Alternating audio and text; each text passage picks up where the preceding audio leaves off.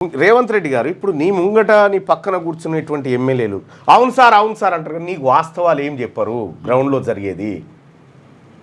నీకెవడైతే వాస్తవం చెప్తాడో వాడు దుష్మను.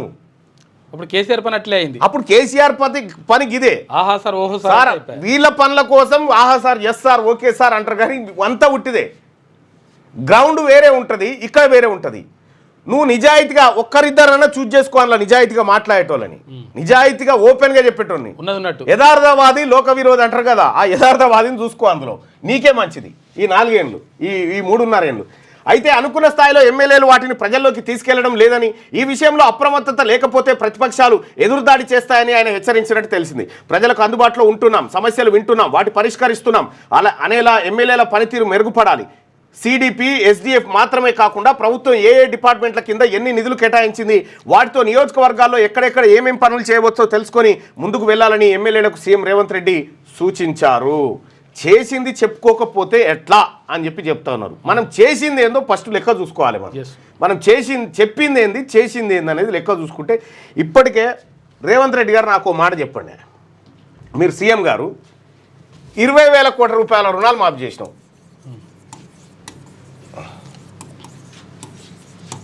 రైతుల రుణమాఫీ కింద రుణాలు మాఫీ చేసినాం. ఇంట్లో పావుల మందం అన్న ప్రభుత్వానికి ఖ్యాతి వచ్చింది. ఇంట్లో 20,000 కోట్ల రూపాయలు మాఫీ చేసి మంత్రి గారు మాట్లాడి ఇక పైన చేసేది లేదు, ఇది ప్రభుత్వం నిర్ణయం అని చెప్పేసి ఈ 20,000 కోట్లను సరే రైతాంగానికి మాఫీ చేసి ఆ క్రెడిట్ నీకు రాకపోగా ఉల్టా మిమ్మల్ని తీటిరి చేయడం, ఇదొక కార్యక్రమం.